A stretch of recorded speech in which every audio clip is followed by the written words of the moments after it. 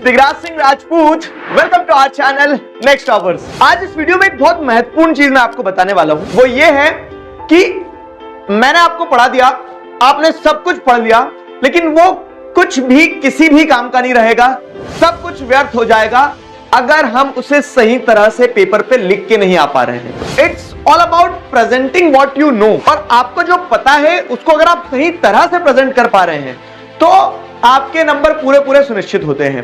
तो इस short video में आपके साथ वही इंपॉर्टेंट डिस्कशन करने वाले हैं कि क्या बेसिक चीजें हैं जो खास करके सोशल साइंस जैसे थ्योरी सब्जेक्ट में आपको बहुत मदद देने वाली है when it comes to presentation. Fine. Presenting your answer is a very important aspect of writing a good answer. आपको बहुत अच्छे से पता है, लेकिन अगर आप उसको बहुत अच्छे से बता नहीं पा रहे हो तो वो पता होना किसी काम का नहीं रह जाएगा। तो आइए आज उसी चीज पर बात करते हैं। शॉर्ट पॉइंटर से 5 ऐसी टिप्स देने वाला हूं जिसे आप सुनोगे, समझोगे, रीअश्योर करोगे कि क्या आप ये कर रहे थे, नहीं कर रहे थे। अगर ये कर रहे हैं तो वेल एंड गुड। अगर ये चीजें आप इनकॉर्पोरेट नहीं कर रहे अपने प्रेजेंटेशन टिप्स में तो इस वीडियो को देखने के बाद में काम करना शुरू कर देना और कुछ गलतियां हैं जिन्हें अवॉइड करना है। आइए सीधे शुरू करते हैं।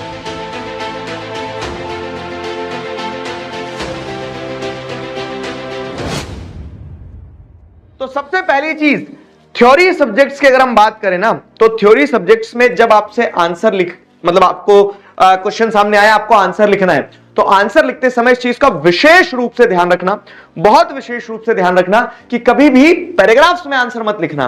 क्यों? क्योंकि देखो एग्जामिनर जो है ना, एग्जामिनर के पास में होता है समय कम। फाइन, उसे कॉपी चेक करना है तो उसे फटाफट कॉपी चेक करना है। अब उसमें अगर आपने बड़े से पैराग्राफ बना दिए और बड़े से पैराग्राफ में फिर एग्जामिनर को ढूंढना पड़ेगा कि आपने वो इंपॉर्टेंट पॉइंट्स इनकॉर्पोरेट किए या नहीं किए। और अगर आपने कष्ट दिया एग्जामिनर को तो यह तय है कि आपके नंबरों को कष्ट होगा। तो उस चीज को थोड़ा दिमाग में बैठाओ कि अगर 5 नंबर का क्वेश्चन है, 5 पॉइंटर बेसिक रिक्वायरमेंट है अपनी कि 5 पॉइंट्स में आंसर जाना चाहिए और वो 5 पॉइंट्स 5 आइडिया पिच करना चाहिए। तो होगा क्या ना कि आपने अपने आंसर को बहुत आंसर लिखा, वेल एंड गुड, और बहुत आसानी से चेक किया जा सके ऐसा लिख दिया है। तो इस चीज की गांठ बांध लो क्या कि आंसर हमेशा हमें क्या करना होगा, पॉइंट्स में ही लिखना होंगे। फाइन, थ्योरी सब्जेक्ट है, थ्योरी सब्जेक्ट में आंसर आपको पॉइंट्स में लिखना है। मैथ्स में क्या पॉइंट बनाओगे, लेकिन अगर हम बात करें एसएसटी की स्पेसिफिकली तो आपको आंसर पॉइंट्स में लिखना है। आगे बढ़ते हैं।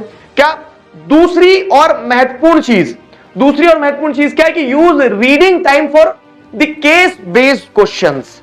क्या होता है ना कि आपको 15 मिनट पहले पेपर मिलता है, अब 15 मिनट है आपके पास, तो 15 मिनट में इधर उधर नहीं देखना है कि पीछे कौन बैठा है, दूसरी स्कूल के लड़के और लड़कियां कौन कहां है। ये सारी चीजों में समय व्यर्थ मत करना, क्योंकि वो 3 घंटे ही फाइनल 3 घंटे हैं आपके। तो उस समय आंसर लिखते समय इस चीज का मतलब, ये आंसर राइटिंग टिप में बहुत इंपॉर्टेंट कि आप लिख नहीं रहे हो लेकिन आप प्रिपेयर कर रहे हो उस चीज को लिखने के लिए। कैसे? तो जैसे case based questions time taking होते हैं, उसमें समय लगता है केस बेस्ड क्वेश्चन में।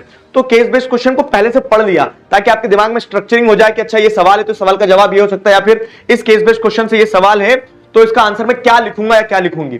तो वो केस बेस्ड क्वेश्चन के लिए आपको जो समय मिल रहा है ना रीडिंग टाइम पेपर का, उस रीडिंग टाइम में केस बेस्ड क्वेश्चन पढ़ के खत्म कर दो ताकि फटाफट आंसर लिख ले, तो टाइम का यूटिलाइजेशन सही होगा। अगली चीज अगर देखें तो क्या है, make margin for the neat sheet.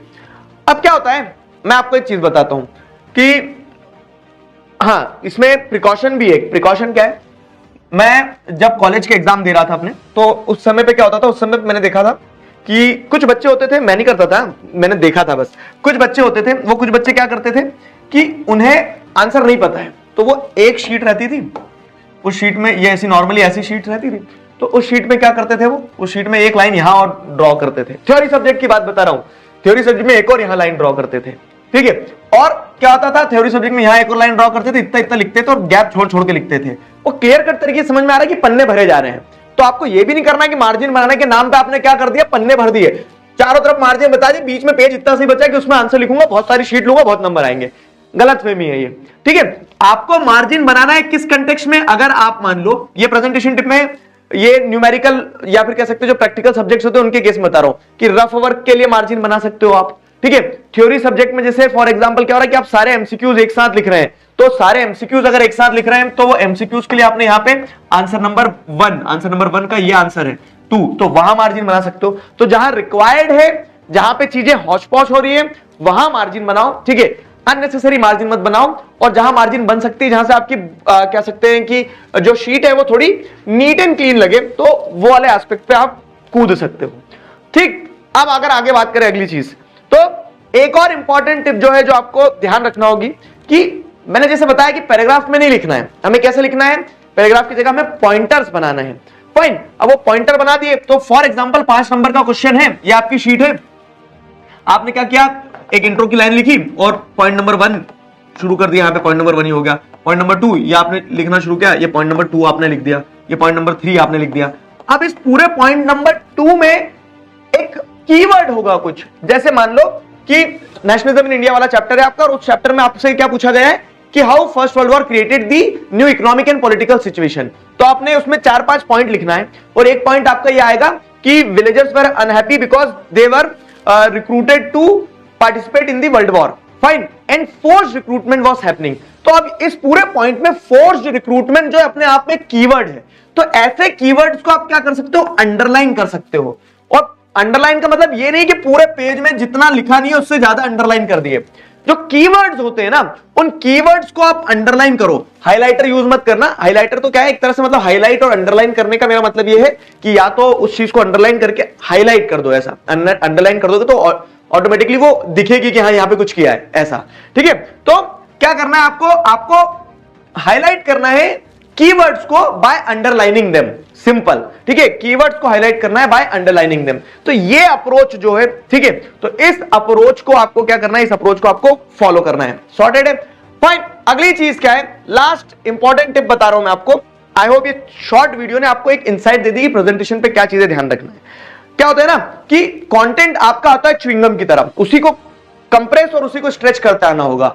यही सवाल जो मैंने आपको बताया कि सेंस ऑफ कलेक्टिव बिलोंगिंगनेस कैसे डेवलप हुई, बताओ एक, फाइन, इंडियन नेशनल मूवमेंट में, तो यही 2 नंबर में पूछ लिया और यही 5 नंबर में पूछ लिया। या फिर कोई एक स्पेसिफिक टॉपिक कि शहर में नॉन कॉपरेशन मूवमेंट की क्या लिमिटेशन रही है, अब 2 नंबर का क्वेश्चन है इसको, लेकिन 5 नंबर में पूछ लिया, तो you should know to elaborate the answer, ठीक है। माथा देखो, तिलक लगाओ का हमारा एक थंब रूल है कि जितने नंबर का सवाल होगा ना, मिनिमम उतने पॉइंट जाना चाहिए आपके, ये थंब रूल है, फाइन। तो आपको आपके आंसर को एलैबोरेट करते आना चाहिए अगर वो ज्यादा नंबर में पूछा गया है तो ये कुछ छोटी छोटी सिंपल चीजें हैं। आई होप ये टिप्स आपको मदद करेंगी, और इसी तरह के और अमेजिंग वीडियोस आपको चैनल पर मिलते रहेंगे। तब तक अपना ध्यान रखो, मुस्कुराते रहो। अभी के लिए साइन ऑफ करता हूं, signing off with this, together we can we will. Thank you very much.